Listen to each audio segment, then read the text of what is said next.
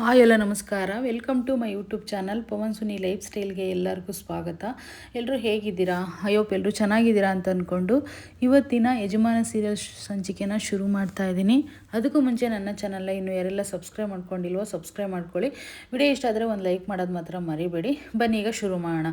ಎಲ್ಲಿ ವಿಡಿಯೋನ ಸ್ಕಿಪ್ ಮಾಡಬೇಡಿ, ಕೊನೆವರೆಗೂ ನೋಡಿ. ತುಂಬಾ ಚೆನ್ನಾಗಿದೆ. ಯಾಕೆಂದರೆ ಇವತ್ತು ಝಾನ್ಸಿ ಒಂದು ಡಿಸಿಷನ್ ತೊಗೊಳ್ಳೋ ಟೈಮ್ ಹತ್ರ ಬಂದಿದೆ. ಸೊ ಅವಳಿಗೆ ನೆನಪಂತೂ ಇದ್ದೇ ಇದೆ. ಸೊ ಇಲ್ಲಿ ತುಳಸಿ ಆಟನ ಬಯಲು ಮಾಡೋಕ್ಕೋಸ್ಕರ ನಾಟಕ ಆಡ್ತಿದ್ದಾಳೆ ಅಷ್ಟೇನೆ. ಇನ್ನು ಪ್ರಣವ್ನಂತೂ ಗೊಂಬೆ ಕುಣಿಸ್ದಂಗೆ ಕುಣಿಸ್ತಾ ಇರ್ತಾಳೆ. ಫಸ್ಟು ನಾಯಿ ಥರ ಹ್ಯಾಕ್ಟ್ ಮಾಡು ಅಂತ ಕೇಳ್ತಾಳೆ. ಅವನು ಅದೇ ರೀತಿ ಹ್ಯಾಕ್ಟ್ ಮಾಡ್ತಾನೆ. ಎಲ್ಲರೂ ಕೂಡ ನಗ್ತಾ ಇರ್ತಾರೆ. ಮತ್ತು ಕೋತಿ ಥರ ಹ್ಯಾಕ್ಟ್ ಮಾಡಂದ್ರೂ ಕೂಡ ಕೋತಿ ಥರ ಹ್ಯಾಕ್ಟ್ ಮಾಡಿಕೊಂಡು ಅವರೆಲ್ಲರೂ ನಗಿಸ್ತಾ ಇರ್ತಾನೆ. ಝಾನ್ಸಿ ಕೂಡ ತುಂಬ ನಗ್ತಾ ಇರ್ತಾಳೆ. ರಾವ್ ಕೂಡ ನಿಂತ್ಕೊಂಡು ತುಂಬ ನಗ್ತಾ ಇರ್ತಾನೆ. ಆದರೂ ಕೂಡ ಇದೆಲ್ಲ ಬೇಕಂತ ಪ್ರಣವ್ ಹತ್ರ ಮಾಡಿಸ್ಕೋತಾ ಇರೋದು ಝಾನ್ಸಿ. ಅವಳಿಗೆ ಎಲ್ಲ ನೆನಪು ಇದ್ದೇ ಇದೆ. ಸೊ ಆದರೂ ಕೂಡ ಇಲ್ಲಿ ತೋರಿಸ್ಕೋತಾ ಇಲ್ಲ. ಇನ್ನು ರಾಯ್ ಇದ್ಕೊಂಡು ತುಂಬ ಚೆನ್ನಾಗಿ ಮಾಡಿದ್ರಿ ಸರ್ ಆ್ಯಕ್ಟು, ವಾವ್ ಸೂಪರಾಗಿದೆ ನಿಮ್ಮ ಆ್ಯಕ್ಟು, ಎಲ್ಲರೂ ಕೂಡ ಪಿದಾಗಬೇಕು ನಿಮ್ಮ ಆ್ಯಕ್ಟಿಗೆ ಅಂತ ಕೂಡ ಹೇಳ್ತಾನೆ. ಸೊ ಆಗ ಅಂದ ತಕ್ಷಣ ಇನ್ಯಾವ ಥರ ಬೇಕು ಝಾನ್ಸಿ, ಇನ್ಯಾವ ಥರ ಆದರೂ ಬೇಕಾ ನಿನಗೆ, ಅದೇ ರೀತಿ ಮಾಡ್ತೀನಿ ನಿನಗೋಸ್ಕರ ನಾನು ಏನು ಬೇಕಾದ್ರೂ ಮಾಡ್ತೀನಿ ಅಂತ ಪ್ರಣವ್ ಹೇಳ್ತಾ ಇರ್ತಾನೆ. ಸಾಕು ತುಂಬ ಚೆನ್ನಾಗಿ ಆ್ಯಕ್ಟ್ ಮಾಡಿದೆ, ಮತ್ತೇನಾದರೂ ಬೇಕಂದಾಗ ನಾನು ಕೇಳ್ತೀನಿ ಅಂತ ಝಾನ್ಸಿ ಹೇಳಿ ಹೊರಡ್ತಾಳೆ. ಸೊ ಇನ್ನು ಅಷ್ಟರಲ್ಲೇ ರಾಯ್ ಇದ್ಕೊಂಡು ವಾವ್ ಸರ್ ಸೂಪರಾಗಿ ಮಾಡಿದ್ರಿ ಸರ್ ಅಂತ ಹೇಳಿಬಿಟ್ಟು ಪಕ್ಕದಲ್ಲಿ ಹೋಗಿ ರಾಘು ಹತ್ರ ಒಂದು ಫೋಟೋನ ತೆಗೆಸ್ಕೊತಾನೆ ಇಬ್ಬರು ಸೇರಿ. ಮತ್ತು ಕಾಲಿಗೆಲ್ಲ ಬೀಳಕ್ಕೆ ಹೋಗ್ತಾನೆ ರಾಯ್.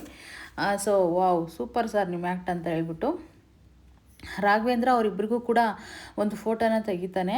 ಅದೆಲ್ಲ ಮುಗಿದಿದ್ದಾದಮೇಲೆ ಇಲ್ಲಿ ಇನ್ನು ಇವರು ಬೇಜಾರು ಮಾಡಿಕೊಂಡು ಲಲಿತ್ ಅವರು ಬಂದಿರ್ತಾರೆ. ಸೊ ಯಾಕೆ ಅಂತಂದರೆ ನಿನ್ನೆ ಸಂಚಿಕೆಯಲ್ಲಿ ಒಂದು ಸ್ಲಿಪ್ನ ಬಿಸಾಕ್ಬಿಟ್ಟು ತರುಣು ಸಿಗಾಕ್ಸಿರ್ತಾನಲ್ವ. ಸೊ ಹಾಗಾಗಿ ಇನ್ನು ಇಲ್ಲಿ ಅದನ್ನ ಹಿಡ್ಕೊಂಡು ರೀ ಈ ಚೀಟಿನ ಬರೆದಿದ್ದು ಯಾರಂತ ಗೊತ್ತಾಯಿತು ನನಗೆ ಅಂತ ಕೂಡ ಹೇಳ್ತಾನೆ.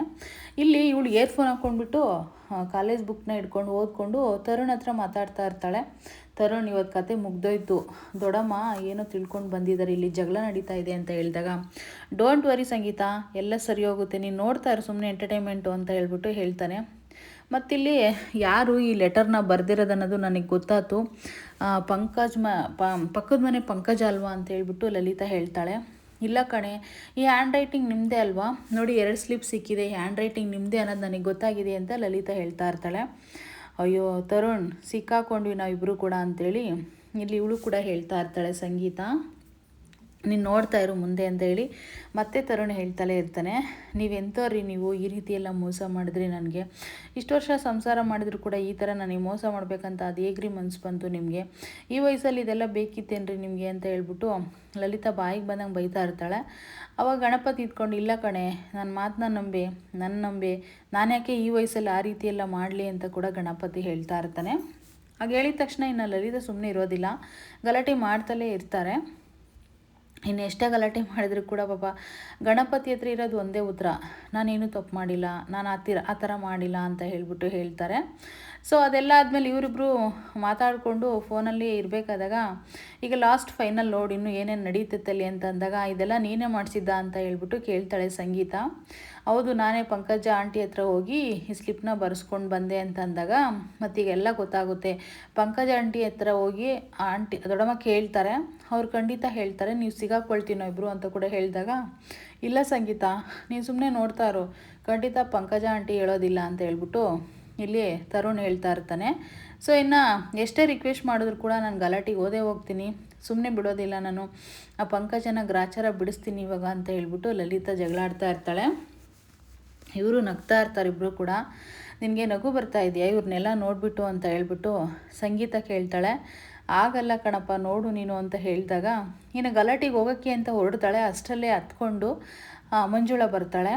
ಏನಾಯಿತು ಅಕ್ಕ ಯಾಕೆ ಅಳ್ತಾ ಇದೆಯಾ ಅಂತ ಅಂದಾಗ ನೋಡು ಮಂಜುಳಾ ನಿಮ್ಮ ಭಾವ ಯಾವ ರೀತಿ ಮಾಡಿದ್ದಾರೆ ಅಂತ ಹೇಳ್ಬಿಟ್ಟು ಈ ವಯಸ್ಸಲ್ಲೆಲ್ಲ ಈ ಲೆಟ್ರು ಇವೆಲ್ಲ ಬೇಕಿತ್ತಾ ಅಂತ ಅಂದಾಗ ಅಕ್ಕ ಏನಕ್ಕ ಮಾತಾಡ್ತಿದ್ಯಾ ನೀನು, ಇಷ್ಟೊತ್ತು ದಿನ ಸಂಸಾರ ಮಾಡಿದ್ಯಾ ಭಾವನ ಹತ್ರ, ನಿನಗೆ ಭಾವ ಏನಂತ ಗೊತ್ತಿಲ್ವಾ, ಯಾಕೆ ಈ ಥರ ಮಿಸ್ಅಂಡರ್ಸ್ಟ್ಯಾಂಡಿಂಗ್ ಮಾಡ್ಕೋತಾ ಇದ್ದೀರಾ ಅಂತ ಕೂಡ ಮಂಜುಳಾ ಹೇಳ್ತಾಳೆ. ಇನ್ನು ಹೇಳಿದ ತಕ್ಷಣ ನೋಡಮ್ಮ ಮಂಜುಳಾ ನೀನಾದರೂ ಅರ್ಥ ಮಾಡ್ಕೊಂಡಿದ್ಯಾ, ಇವಳು ನನ್ನ ಹತ್ರ ಸಂಸಾರ ಮಾಡಿರೋಳೆ ಅರ್ಥ ಮಾಡ್ಕೋತಿಲ್ಲ ಅಂತ ಗಣಪತಿ ಹೇಳ್ತಾನೆ. ಸೊ ಇನ್ನೇನು ಸಮಾಧಾನ ಮಾಡಿ ಮಂಜುಳಾ ಎಲ್ಲ ಸರಿ ಮಾಡ್ತಾಳೆ ಅವರಿಬ್ಬರನ್ನ. ಸೊ ಇಲ್ಲಿ ಒಂದು ಕಡೆನ ರಾಘವೇಂದ್ರನ ಕರೆಸಿರ್ತಾಳೆ ಝಾನ್ಸಿ. ಅದು ಯಾಕೆ ಅಂತಂದರೆ ಒಂದು ಮುಖ್ಯವಾದ ಕೆಲಸ ಇದೆ, ನಿಂದೇ ಕೆಲಸ ಅಂತ ಹೇಳ್ಬಿಟ್ಟು ಹೇಳ್ತಾಳೆ. ಮೇಡಮ್ ನನ್ನ ಟೈಮ್ ಆಯಿತು ಮೇಡಮ್, ನಾನು ಹೋಗ್ತೀನಿ ಅಂತ ರಾಘು ಹೇಳ್ತಾನೆ. ಇಲ್ಲ, ಒಂದು ನಿಮಿಷ ಇರು, ನಿಮ್ಮ ಹತ್ರ ಕೆಲಸ ಇದೆ ಅಂತ ಕೂಡ ಇರಿಸ್ಕೋತಾಳೆ. ಇಸ್ಕೊಂಡಿದ್ದಾದಮೇಲೆ ಯಾಕೆ ಅಂತ ಅಂದಾಗ, ನೀನು ನಾಳೆಯಿಂದ ಕೆಲಸಕ್ಕೆ ಬರಬೇಡ ಅಂತ ಕೂಡ ಹೇಳ್ತಾಳೆ. ಆಗ ಹೇಳಿದ ತಕ್ಷಣ ತುಳಸಿ ಮುಖದಲ್ಲಂತೂ ಮುಖ ಎದ್ದು ಕಾಣಿಸ್ತಾ ಇದೆ.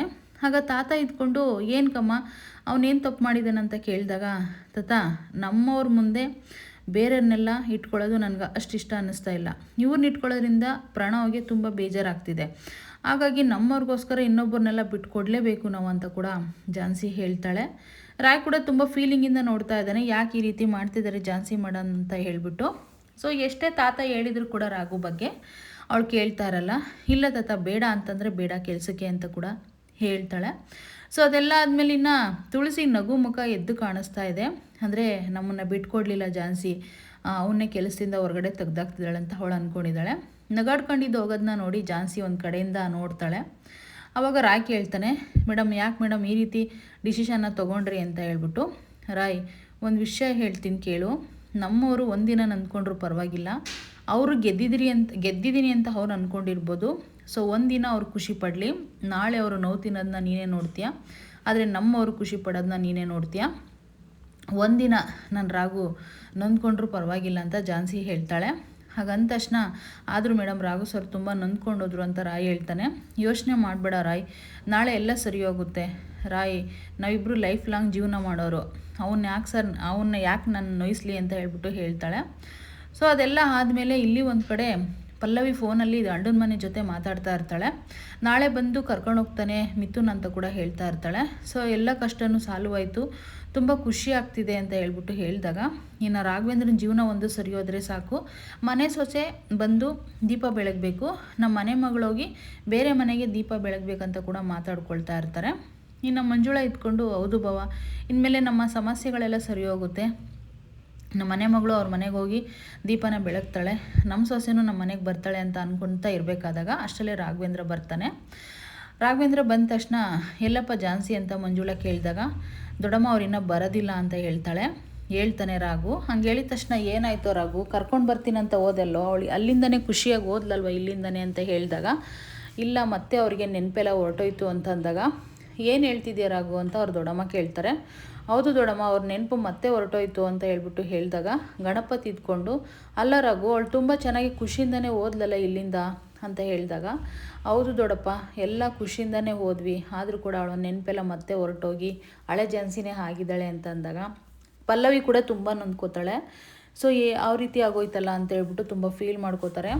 ಮತ್ತು ಹೇಗಪ್ಪ ನೀನು ಹೆದರ್ಕೋಬೇಡ ಕಣೋ ಮಗ, ನಾನಿದ್ದೀನಿ, ಹೆದರ್ಕೋಬೇಡ, ನಾವೆಲ್ಲ ಹೋಗಿ ಮಾತಾಡಿ ಝಾನ್ಸಿನ ಕರ್ಕೊಂಡು ಬರ್ತೀವಂತ ಗಣಪತಿ ಹೇಳ್ತಾನೆ. ಅದರಿಂದ ಏನೂ ಪ್ರಯೋಜನ ಇಲ್ಲ ದೊಡ್ಡಪ್ಪ, ಅದರಿಂದ ಪ್ರಯೋಜನ ಇರೋದೆಲ್ಲ ಮುಗ್ದೋಯ್ತು ಅಂತ ಹೇಳ್ಬಿಟ್ಟು ರಾಘು ತುಂಬ ಫೀಲ್ ಮಾಡಿಕೊಂಡು ರೂಮಿಗೆ ಹೊರಟೋಗ್ತಾನೆ. ಸೊ ಇಲ್ಲಿ ಒಂದು ಕಡೆನ ಪ್ರಣವ್ ಕೂತಿರ್ತಾನಲ್ವ, ತುಳಸಿ ಬಂದ್ಬಿಟ್ಟು ಮುಖದ ಮೇಲೆ ನೀರು ಎರಿಸ್ತಾಳೆ. ಏನು ಕಮ್ಮಮ್ಮ ಈ ರೀತಿ ಮಾಡ್ತಾ ಇದೀಯ ಅಂದಾಗ, ಪ್ರಜ್ಞೆ ತಪ್ತಾ ಇದೆಯಲ್ಲ ಮಗ ನೀನು ಅಂತ ಹೇಳ್ಬಿಟ್ಟು ಹೇಳಿದಾಗ, ನಾಳೆ ನಮಗೆ ಖುಷಿ ವಿಚಾರ ಬರುತ್ತೆ, ಅಂಥದ್ರಲ್ಲಿ ನೀನೀಗ ನೋಡಿ ಖುಷಿ ಪಡೋದು ಬಿಟ್ಟು ಡ್ರಿಂಕ್ಸ್ ಮಾಡ್ಕೊಂಡು ಕೂತಿದೀಯ ಅಂತೇಳಿ ಬೈತಾಳೆ. ನಾಗಾರ್ಜುನ ಇದ್ಕೊಂಡು, ಆಸ್ತಿಗೋಸ್ಕರ ಇದನ್ನೆಲ್ಲ ಮಾಡ್ತಾ ಇದೆಯಲ್ಲ ತುಳಸಿ, ಇನ್ನೇನು ನಿಂದು ನೀನು ಸಿಗ್ತಾ ಇದೆಯಲ್ಲ, ಮತ್ತೇನಕ್ಕೆ ನೀನು ಈ ಥರ ಆಡ್ತಿದೀಯ ಅಂತ ಅಂದಾಗ, ಏನಕ್ಕಿಲ್ಲ ಈ ಪ್ರಣವು ಮತ್ತೆ ಯಾಮಾರ್ತಿದ್ದಾನೆ ಅಂತ ಹೇಳ್ಬಿಟ್ಟು ಅಂತ ಅಂದಾಗ, ಅವನೇನಕ್ಕೆ ಯಾಮಾರ್ತಾನೆ ಬಿಡು ಅಂತೇಳಿ ನಾಗಾರ್ಜುನ ಹೇಳ್ತಾನೆ.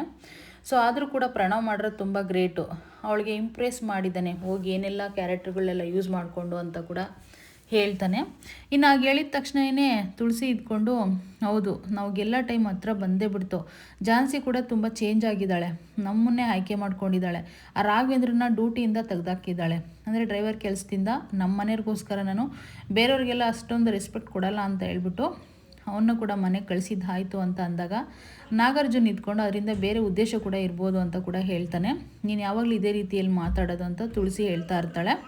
ಸೊ ಅದೆಲ್ಲ ಆದಮೇಲಿನ ಇಲ್ಲಿ ಚರ್ಚೆ ನಡೀತಲೇ ಇರುತ್ತೆ, ಏಕೆಂದರೆ ನಾಗಾರ್ಜುನ್ ಯಾವಾಗಲೂ ಕೂಡ ಝಾನ್ಸಿ ಪರನೇ ಮಾತಾಡ್ತಾ ಇರ್ತಾನೆ, ತುಳಸಿ ಮಾತ್ರ ಯಾವಾಗಲೂ ಬರೀ ಆಸ್ತಿಗೋಸ್ಕರ ಮಗನಿಗೋಸ್ಕರ ಮಾತಾಡ್ತಾ ಇರ್ತಾಳೆ.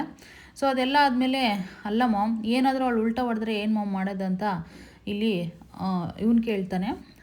ಕೇಳಿದ ತಕ್ಷಣವೇ ಅವ್ರ ಅಮ್ಮ ಇದ್ಕೊಂಡು, ನಮ್ಮ ಹತ್ರ ಇದೆಯಲ್ಲ ಅಸ್ತ್ರ, ಅದನ್ನೇ ಬಿಟ್ಟರೆ ಆಗುತ್ತೆ ಬಿಡು ಪ್ರಣವ್ ಅಂತ ಹೇಳಿದಾಗ, ಹಂಗಂದ ತಕ್ಷಣ ಅದೆಲ್ಲದಕ್ಕೂ ಸೋಲ್ತಾನ ಝಾನ್ಸಿ ಅಂತ ಅಂದಾಗ ಸೋಲ್ಬೇಕು ಅಂತ ಕೂಡ ತುಳಸಿ ಹೇಳ್ತಾಳೆ. ಸೊ ಇಲ್ಲಿ ಒಂದು ಕಡೆನ ಫೀಲಿಂಗ್ ಮಾಡಿಕೊಂಡು ಹಳೆ ನೆನಪುಗಳನ್ನೆಲ್ಲ ನೆನೆಸ್ಕೊಂಡು ರಾಘವೇಂದ್ರ ತುಂಬ ನೊಂದ್ಕೊಳ್ತಾ ಇರ್ತಾನೆ ಕೂತ್ಕೊಂಡು. ಸೊ ಅವಳಿಗೆ ಹೂ ಮುಡಿಸಿರೋದಾಗಿರ್ಬೋದು, ಕಾಮಿಡಿ ಮಾಡಿರೋದಾಗಿರ್ಬೋದು, ಮನೆ ತುಂಬಿಸ್ಕೊಂಡಾಗಿರೋದಾಗಿರ್ಬೋದು, ಅವನಿಗೆ ಒಂದು ಸರಿ ಪಾದ ಪೂಜೆ ಮಾಡಿರ್ತಾರೆ ಇಬ್ಬರು ಕೂಡ, ನೀನು ಅವಳು ಕೂಡ, ಅದೆಲ್ಲ ಆಗಿರ್ಬೋದು. ತುಂಬ ಫೀಲ್ ಮಾಡ್ಕೊಂಡು ಕೂತಿರ್ಬೇಕಾದಾಗ ಇಲ್ಲಿ ಮಂಜುಳಾ ಬಂದು, ರಘು ಯಾಕಪ್ಪ ಆ ರೀತಿ ಕೂತಿದ್ಯಾ ಅಂತೇಳಿ ಕೇಳ್ತಾರೆ. ದೊಡ್ಡಮ್ಮ ತುಂಬ ಬೇಜಾರಾಗ್ತಿದ್ದು ಚಿಕ್ಕಮ್ಮ, ಅದಕ್ಕೋಸ್ಕರ ಅಂತ ಹೇಳಿದಾಗ, ಬೇಜಾರ ಮಾಡ್ಕೋಬೇಡ ಕಣೋ, ಎಲ್ಲ ಒಳ್ಳೆಯದಾಗುತ್ತೆ, ಅಲ್ಲೇವರೆಗೂ ವೆಯ್ಟ್ ಮಾಡಂತ ಕೂಡ ಮಂಜುಳಾ ಹೇಳ್ತಾಳೆ. ಹಂಗೆ ಹೇಳಿದ ತಕ್ಷಣ ಆ ಭರವಸೆನೇ ಹೊರಟೋಗಿದೆ ಚಿಕ್ಕಮ್ಮ. ಏಕೆ ಅಂತಂದರೆ ಇಷ್ಟು ದಿನ ಅದೇ ರೀತಿ ಭರವಸೆಯಲ್ಲೇ ಕಾದಿದ್ದು, ಆದರೆ ಆ ಭರವಸೆನೇ ಹೊರಟೋಯ್ತು ಅಂತ ಕೂಡ ರಾಘವೇಂದ್ರ ಹೇಳ್ತಾನೆ. ಇಲ್ಲ ಕಣೋ, ಎಲ್ಲ ಸರಿ ಹೋಗುತ್ತೆ, ಅವಳಿಗೆ ಮತ್ತೆ ನೆನಪು ವಾಪಸ್ ಬಂದೇ ಬರುತ್ತೆ, ನಿನ್ನ ಬಂದು ಮತ್ತೆ ಸೇರ್ಕೋತಾಳೆ, ನೀನು ಯೋಚನೆ ಮಾಡಬೇಡ ರಾಘು, ಏಕೆಂದರೆ ನೀನು ನಿಜವಾಗಿ ಇಷ್ಟಪಟ್ಟಿದ್ದೀಯ ಅವಳ, ನಿನಗೆ ಒಳ್ಳೇದಾಗೇ ಆಗುತ್ತೆ ಅಂತ ಅಂದಾಗ, ನೋಡಿ ಚಿಕ್ಕಮ್ಮ, ಪಲ್ಲವಿ ಜೀವನ ಬೇರೆ ಸರಿ ಮಾಡಬೇಕು, ನಾನು ಫಸ್ಟು ಪಲ್ಲವಿ ಜೀವನದ ಬಗ್ಗೆ ಯೋಚನೆ ಮಾಡಬೇಕು ಅಂದಾಗ, ರಾಘು ಅದ್ರ ಬಗ್ಗೆ ನೀನು ಯೋಚನೆ ಮಾಡಬೇಡ ಕಣೋ, ಆಲ್ರೆಡಿ ಎಲ್ಲ ಸರಿ ಹೋಗಿದೆ, ಈ ರೀತಿ ಅಳಿಯಂದರು ಬಂದ್ಬಿಟ್ಟು ದುಡ್ಡನ್ನ ತೊಗೊಂಡು ಬಂದು ಕೊಟ್ಟು ಮತ್ತೆ ಪಲ್ಲವಿನ ಕರ್ಕೊಂಡು ಹೋಗೋಕ್ಕೆ ಡಿಸಿಷನ್ನ ಮಾಡಿದ್ದಾರೆ ಅಂತ ಹೇಳಿಬಿಟ್ಟು ಈಗ ರಾಘವೇಂದ್ರಗೆ ಹೇಳ್ತಾರೆ. ಆಗ ಹೇಳಿದ ತಕ್ಷಣ ರಾಘವೇಂದ್ರ ಇದ್ಕೊಂಡು, ಅದನ್ನೆಲ್ಲ ಈಸ್ಕೊಬಾರ್ದಾಗಿತ್ತು ದೊಡ್ಡಮ್ಮ, ನಾವು ದುಡ್ಡನ್ನ ತಪ್ಪು ಮಾಡಿದ್ವಿ ಅಂತ ಹೇಳಿ ರಾಘು ಹೇಳ್ತಾನೆ. ಇವತ್ತಿನ ಸಂಚಿಕೆ ಇಲ್ಲಿಗೆ ಮುಕ್ತಾಯ ಆಗ್ತಾಯಿದೆ. ನಾಳೆ ಅಂತೂ ತುಂಬಾ ಚೆನ್ನಾಗಿರುತ್ತೆ. ಝಾನ್ಸಿ ಅಂತೂ ತುಂಬಾ ಚೇಂಜ್ ಆಗಿದ್ದಾಳೆ ಅಂತಲೇ ಹೇಳ್ಬೋದು. ಮತ್ತು ಅವಳಿಗೆ ಹಳೆ ನೆನಪು ಕೂಡ ಬಂದಿದೆ. ನಾಳೆ ಏನು ಡಿಸಿಷನ್ನ ತೊಗೊಳ್ತಾಳೆ, ಪ್ರಣವನ ಆಯ್ಕೆ ಮಾಡ್ಕೋತಾಳೆ, ಇಲ್ಲಾಂದರೆ ರಾಘವೇಂದ್ರನ ಆಯ್ಕೆ ಮಾಡ್ಕೋತಾಳ, ಮುಂದೆ ಅವಳದು ಏನು ಸ್ಟೆಪ್ ಇದೆ ಅನ್ನೋದು ನೀವು ನಾಳೆ ಕಾದು ನೋಡಬೇಕಾಗುತ್ತೆ. ನಾಳೆ ಕೂಡ ಇದೇ ಟೈಮ್ಗೆ ವಿಡಿಯೋನ ಅಪ್ಲೋಡ್ ಮಾಡ್ತೀನಿ, 8:30 ಇಂದ 9:30 ಒಳಗಡೆ. Thank you.